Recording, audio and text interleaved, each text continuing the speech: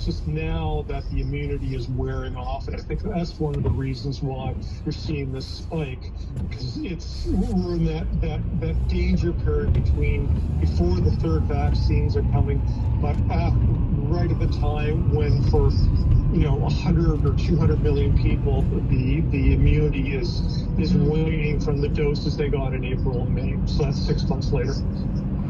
So I guess there's a bit of a lesson there for really the rest of the world. What do you think, what do you hope, I guess, that these resurgence of cases across Europe will provide in terms of lesson to the rest of us? Well, I mean, what's going to happen in Europe is going to happen in Canada soon. There's a lag, as there has been in all these waves. I mean, I don't think this is the end of the world. I mean, I'm normally very pessimistic about the pandemic, but the third doses are coming in very fast in Europe. They are very effective. The Pfizer booster shot is something like 94% effective. So I think if they can get these third doses in arms really fast, it'll be okay. But we know by now, Jill, that vaccines alone aren't going to save us. You have to keep masking on indoors, probably in schools as well, because look at all the cases among school children in the UK. That's where the outbreaks are happening. And you've got to get in the cold weather, you've got to get your ventilation right. The HVAC, heating, ventilation, and air conditioning, they have to be rebuilt. I mean, this is an aerosol. This is airborne. And I still think a lot of people don't realize that you can get affected not just by touching, it's airborne. Mm-hmm. Eric, it's always good to talk with you. Thank you so much for painting the picture of what's going on for you in Europe. Thank you so much. Anytime. Take care. That's Eric Reguli, who is European Bureau Chief for the Globe and Mail, based in Rome, in Italy.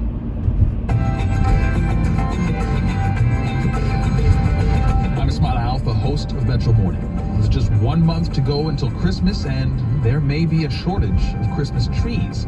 On tomorrow's program, we'll speak with a grower, and we'll also check in with the engineer behind the Massey Hall renovation. Join me weekdays from 5:30 till 8:30 for Metro Morning on CBC Radio 1. He's making a list, but you know what? He may only have time to check it once this year. Talking about Santa, and in-person mall visits to see Santa, mall Santas, have opened back up in Ontario after being cancelled last COVID Christmas. But there may not be enough of Old St. Nick to go around this year. Jeff Gilroy is a professional Santa and manager of Just Be Claus, a holiday event company in Bradford. And I should, of course, say that we're talking about, the people who dress up as Santas. The real Santa, need I tell you, lives in the North Pole. But we're talking about the people who represent him at this time of year. Jeff, good afternoon to you. Tell me a little bit more about the sort of demand you're seeing for your services as a Santa this year. Well, it's absolutely crazy. Last year with the COVID, many Santas chose to do the virtual. We did do some location stuff last year, and we had an amazing year. But this year is incredible. Everybody's reaching out, trying to find a Santa to do a party, an event, a family gathering. I've heard from many people thinking that there's a shortage of Santas, but in fact, I think it's just people are excited about gathering again at Christmas time. And, they missed their family from last year, their coworkers, and that kind of thing. And this year, they just want to do it upright and have the big guy there. So it's not necessarily that there are fewer people signing up to be Santas, there's more demand to have a Santa presence at gatherings. Is that what you're saying? That's correct. We think about Santa and it just automatically brings a lot of joy. Santa, St. Nicholas represents so much to many people, and having him present just brings the party to life. So tell me a little bit more. I mean, it sounds like this is a response to what happened during the pandemic. So some professional Santas made the switch to virtual visits. What was that like? I thought it was incredible. It was my 29th season. I did not do any location visits. I did all virtual. It was a great experience to learn a new way of entertaining. We used a green screen. We used a little bit of lighting, microphone, and we had some good video background for the green screen. And we created like a movie set. And it was wonderful. Visited 17 countries. It just kind of widened the horizon to be able to think outside the box, and I felt a little more like Santa. That's interesting. And yet, I hear you saying that this year there's this extra high demand to actually have a physical Santa person at a party or at a mall for children to sit on laps and things, just because we weren't able to do that other than virtually last year. So if there's this extra high demand to see Santa, I mean, how does a business like yours handle it? Well, I got into this business because I'm a people pleaser, and the men and women that work for Just Because are just that. We like to please people, and it's hard when you have to say no. Unfortunately, we don't have any Santa, or we don't have a Grinch, or we just don't have anybody that can help you entertain your party. We always like to see that everyone have fun and enjoy it, and especially with the fact that last year they missed out. This year it's basically the same thing. A lot of the entertainers and stuff, they got booked up really early. So wait, Mrs. Claus? We just don't have the staff to. You don't have enough staff? That kind of demand. What about Mrs. Claus? I mean, she's got a story too. Maybe she needs to have a bigger role in this. Would that help? Well, it's funny you mention that, because Mrs. Claus, I don't think has a fair break in this whole Christmas thing. And I believe today we need to have Mrs. Claus more present. We need to tell a story about Mrs. Claus and how she met Santa and what her role is at the North Pole.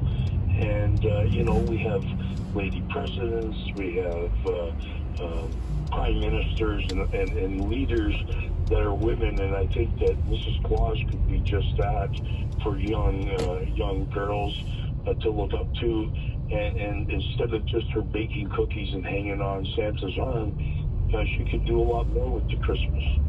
I like where you're going with this, Jeff.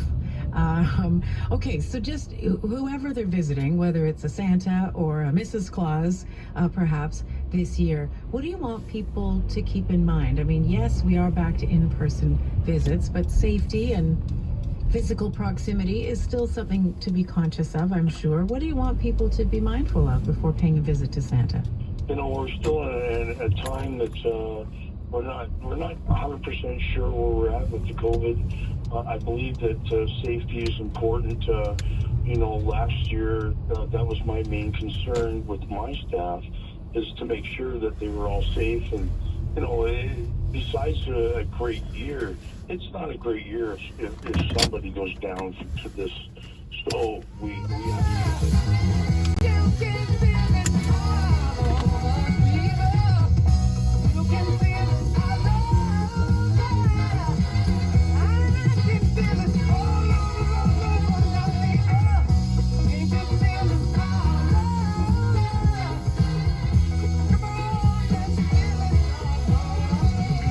Stevie Wonder and Sir Duke, a song request from Sean on Jill's Jukebox. Sean says that track does a wonderful salute to all the black artists who inspired Stevie Wonder in that song. You heard Satchmo reference there. That's Louis Armstrong, Ella Fitzgerald, and a great many more. The theme this week on Jill's Jukebox, and thank you, Sean, that was a dandy example of it, is a...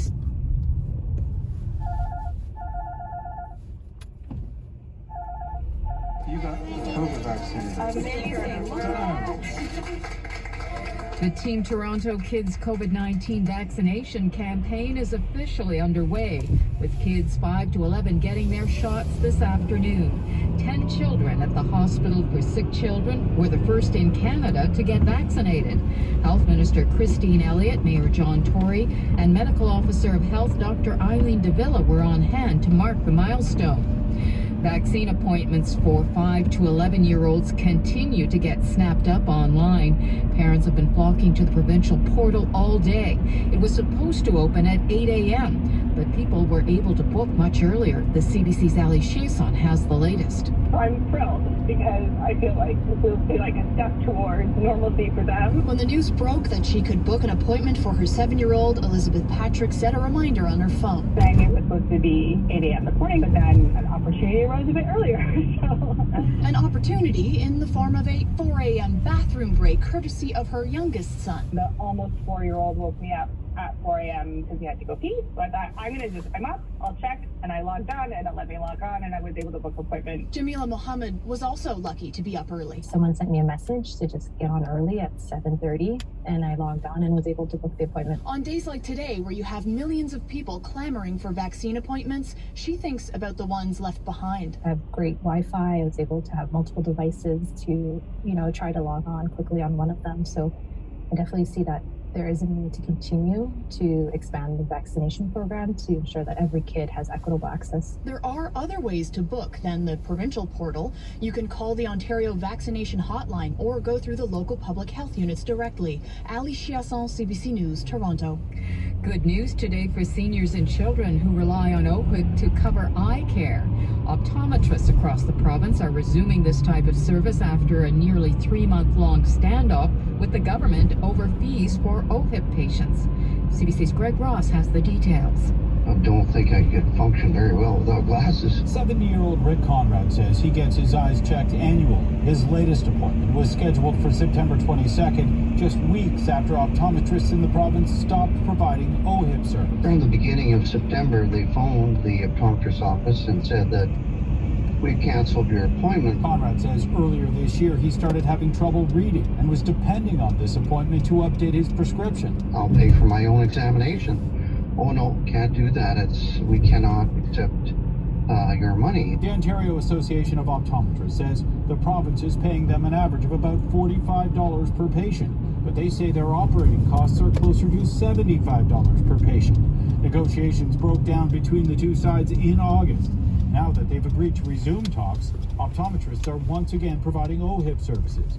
But there's a backlog of patients waiting for appointments, and it could take months for some to get one. Conrad says he was lucky his optometrist was able to fit him in later this week. It's good for me, not so good maybe for other people that are waiting. Greg Ross, CBC News, Toronto. Education Minister Stephen Lecce says the province is meeting with the federal government tomorrow to discuss childcare. 9 provinces and territories have already signed deals with Ottawa to cut fees to an average of $10 a day. Lecce says the money the federal government is Hi there, welcome to Taco Bell. What can I get for you? Hi, can I get 2 bean burritos? Sure, anything else for you? No, thank you. So could you add lettuce? You want to add lettuce to the bean burrito? Sure. And no red sauce, no onion. So you just want bean, cheddar, cheese, and lettuce, right? Yeah. 2 of those. Anything else for you? That's it. 10:45 you can grab. Thank you. No problem.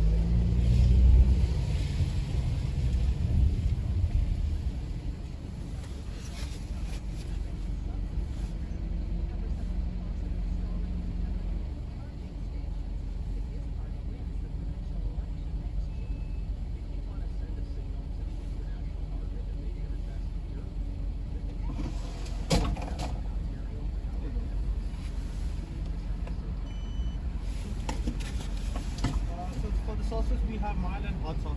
Sorry, fire sauce. No sauce, please. Thank you.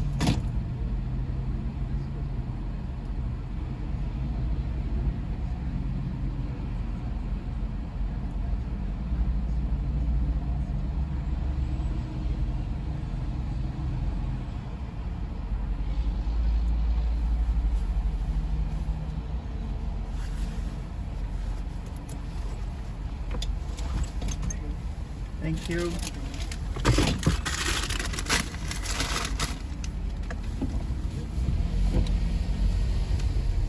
Jasmine, we've had a number of issues all day long from the moment we got on. So on the eastbound 401 right now, we do still have this stalled vehicle. Just as you're getting to James Snow Parkway, a right lane is blocked off. It is jammed from the Kelso Conservation Area. And then the rest of the eastbound 401 from the 427 is going to be jammed in the express lanes all the way to the Allen. Earlier problems have a hand in this. North on the Don Valley Parkway, from just north of the Gardner all the way up to north of Lawrence right now, that is slow. We're also dealing with a stalled vehicle north 427 through Rathburn in the express. A left lane is blocked off right now, and this ongoing collision since this morning on the eastbound 403, it's east of Waterdown. 2 right lanes are blocked still, and that is still causing a delay at this time of day. Now here's Colette Kennedy with that weather. And we have partly cloudy skies, winds out of the west-northwest between 10 and 15 kilometers an hour, and our temperature 2 degrees. And overnight tonight, we'll have clear conditions, -3 for the low. Now Wednesday, the winds are going to turn to the south to southwest, and as they do, and they get stronger for the second half of the day, that's going to push our temperature up above seasonal, so highs of at least 7 degrees. And we will see some cloud at times in the morning, and then kind of mixing late in the afternoon, but there'll be plenty of sunshine in there as well. So quite a nice day ahead other than that stronger breeze. It's Wednesday night into Thursday. We'll see rain showers developing. Those push through, and then once the cold front passes, colder air moves in. So still mild Thursday, 7 degrees for the high, but Friday will start from -1 and be nearly steady there through the day. Thanks very much. That's Colette Kennedy with your weather. In sports, the Calgary Flames will try for their 4th win in a row when they host the Chicago Blackhawks as part of tonight's NHL action. The Edmonton Oilers begin a 3-game road trip tonight when they take on the Stars in Dallas. The Oilers are coming off a pair of home wins over Winnipeg and Chicago. And the Los Angeles Lakers are in New York to take on the Knicks as part of tonight's NBA action. The Lakers will be without superstar LeBron James. He's serving a 1-game suspension for his scuffle with Detroit's Isaiah Stewart in a game on Sunday. And that is news and sports to 5:39 on Here and Now. Jill? Thanks, Jasmine. You know who's got some real power to make this change is Adele. She's got power in her pipes, that we know. Every time she opens her mouth to sing, you can hear the power of her, of her singing. But she has some serious influence in the music industry more broadly. Have you heard about how she made a change at Spotify, the streaming giant? But traditionally, I'm not a Spotify listener myself, but I know that they have a shuffle, the shuffle on the songs is kind of, or on an album is kind of a default option when you're listening to something on Spotify. It shuffles it for you automatically. Right. So you don't choose which cut you want to hear. You kind of just follow their suggestion. And I love, sometimes you just want to be surprised. If you're listening to a playlist, you don't want to hear it in the same order that you've already heard it or whatever. But Adele's point of view is, as an artist, I crafted this album with intention, and there's some art and thought that went into the sequence of songs on the album, and her album is called 30. You've maybe heard of it. It's kind of a big deal when Adele releases an album, as she just did. Anyway, she said so to Spotify, and they changed their format immediately. Yeah, I read about that too, Jill, and I never realized that there was a reason that songs might be lined up on a EP or an album the way they are. I didn't know there was. I mean, I suppose there would be in some ways, but not that. Was it really that, a big deal? I guess it is.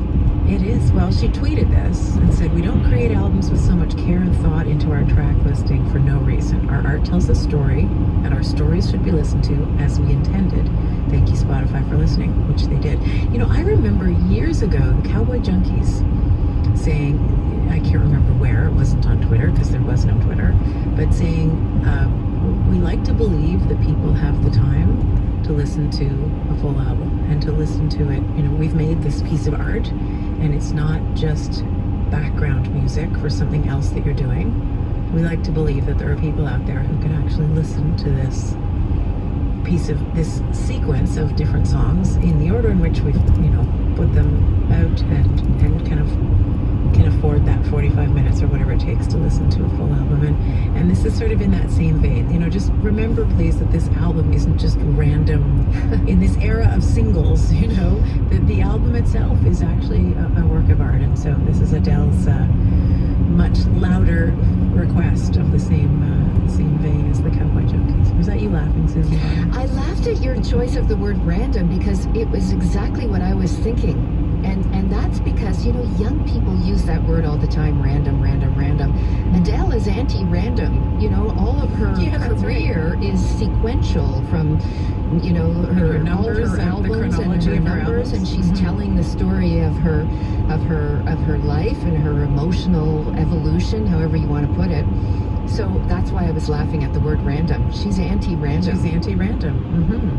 I wonder if she thinks it's random that her big, fabulous, critically acclaimed album didn't get any nods from the Grammy Awards this year. I wonder if she's going to tweet about that and make a change to the way they do things, the way the weekend impacted the way the Grammy Awards the nominations are selected. Anyway, so there you go. The power of Adele.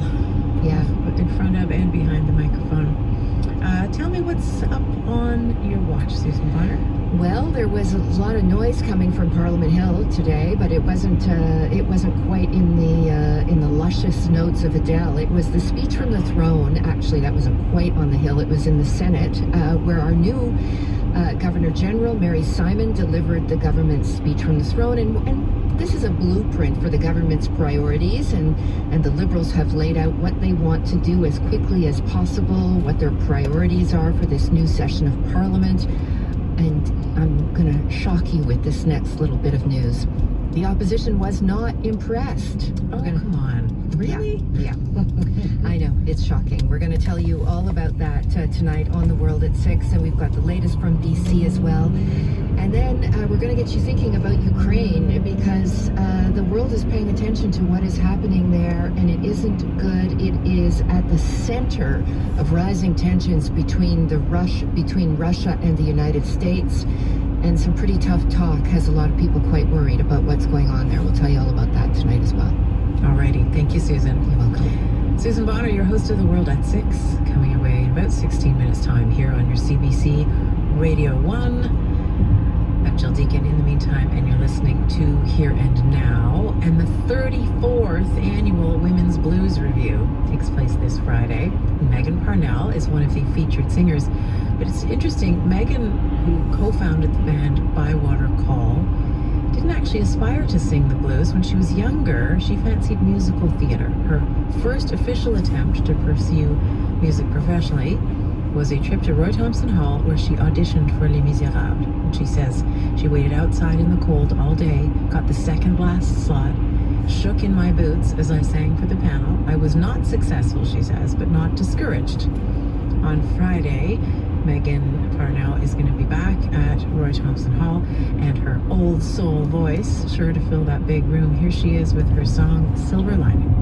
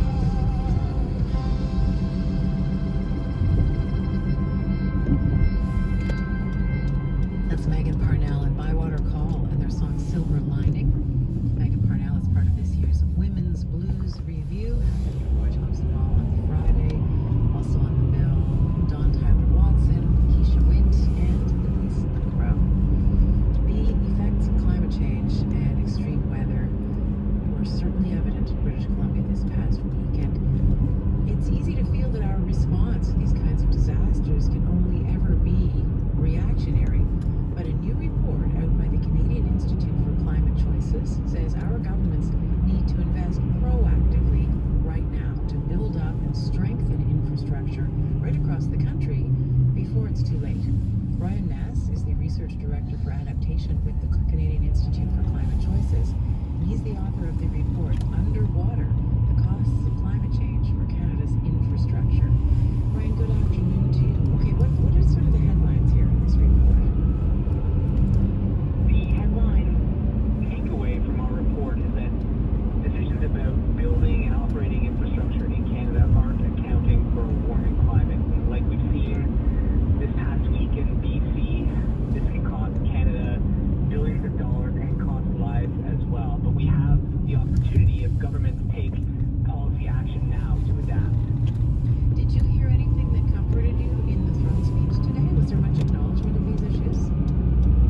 The throne speech actually explicitly says that the government is going to strengthen its action to prevent and prepare for extreme weather and to help build communities back after they've been devastated by the events, which is great to see. Now we wait to see if that translates into concrete action. Right, so what would that action look like? I know your report outlines some infrastructure adaptations that you say are very necessary. So let's break this down. What could the federal government do realistically? So one of the most important things the federal government can do is support other levels of government, provincial, territorial, and municipal government to actually own and operate most of the country's public infrastructure, our roads, our public buildings, water treatment plants, dams, and dikes. The federal government actually doesn't own or operate many of those at all. So they need to support these other levels of government in making their infrastructure more resilient, which means investing in the information needed to understand where the risk is greatest, like by updating our flood maps, which are severely out of date in Canada, and providing the funding and support that those other levels of government need to actually take concrete steps to strengthen their infrastructure and protect people and communities. Sorry, what even is a flood map? Is that a map that indicates the history of flooding patterns in a certain part of the country? Or? It's a map that shows where there's an area at risk of flooding. Sometimes that's based on history and what's known to have flooded in the past, but they also use computer models to predict where flooding may happen in the future. Now, mapping in Canada, flood mapping in Canada is generally about 20 years old, which means that it's based on old information, old climate data, and it doesn't reflect not only the climate change we've seen so far to date, but the climate change that we'll see in the future. And is that being changed, or you're saying that's where we need the investment to get those flood maps updated?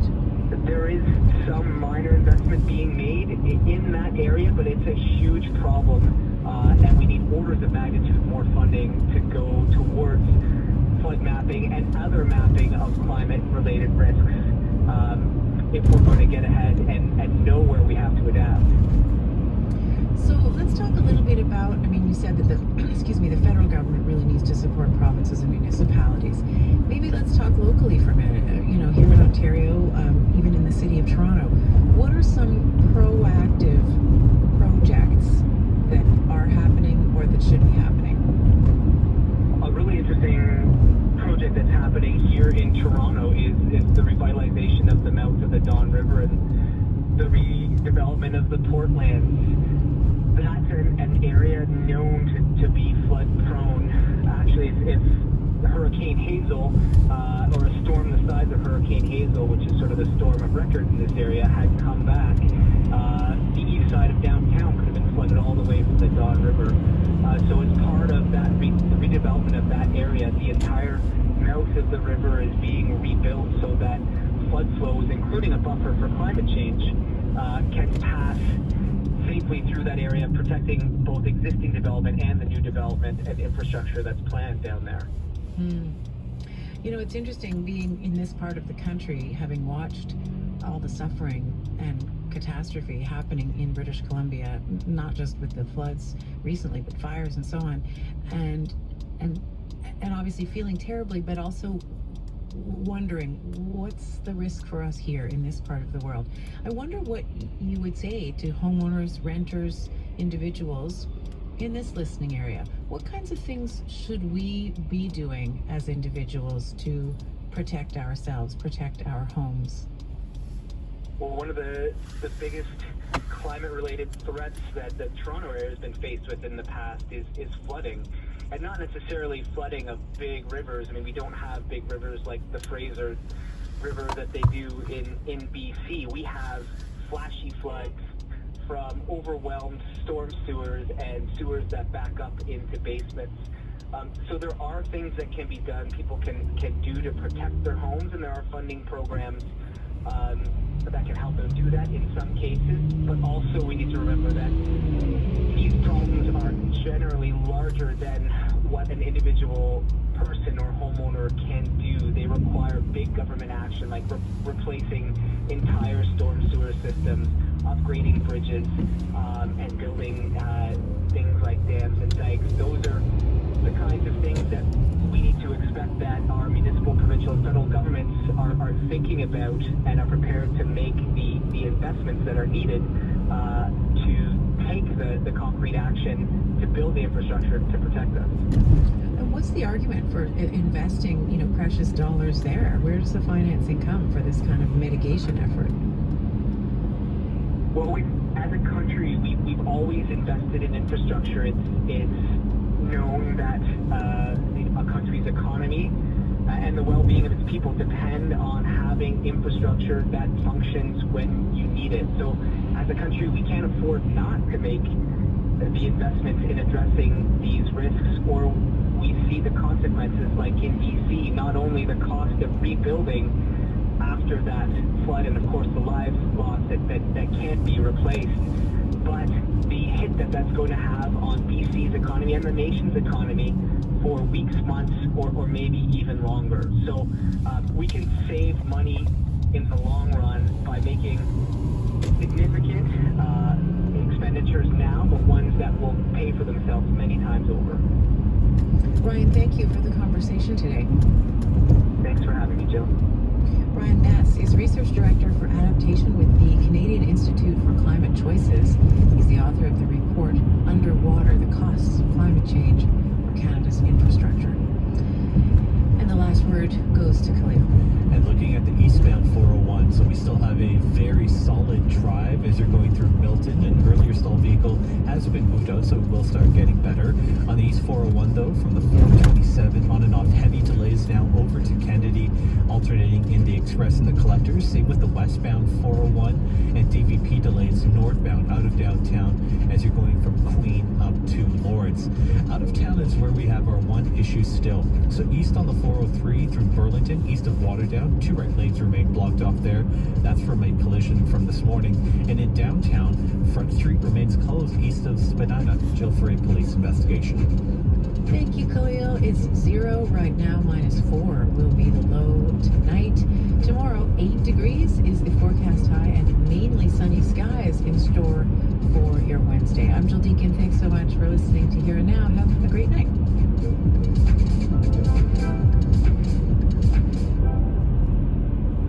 Tomorrow on The Current. On Facebook, police say he wrote the incel rebellion has already begun.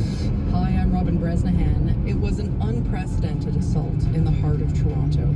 A van attack that killed 11 and injured 16. The driver was a self-described incel. I'll speak to the hosts of a new CBC podcast exploring the misogynistic movement. The Current, tomorrow morning at 8:37, 9:07 in Newfoundland, and on the CBC Listen app.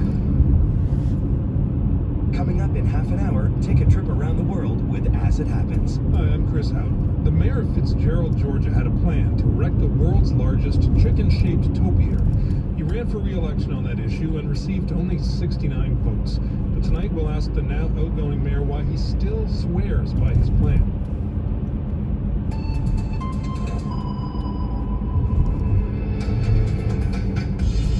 This is the time to rebuild.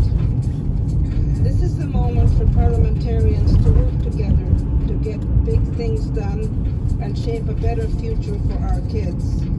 With the recent federal election in the rearview mirror, now the work begins on Parliament Hill. That was Governor General Mary Simon delivering the throne speech. The Liberal government is not promising anything new, but it's talking about action on the pandemic, the economy, and climate change. Welcome to The World at 6. I'm Susan Bonner. Also on the program, if we take into account the complete picture of political dialogue with Russia in our attempt to do a peacemaking process, we see definitely defiance. a major Russian troop deployment near Ukraine, a warning of a possible invasion in the new year, and clear tensions between Moscow and Washington.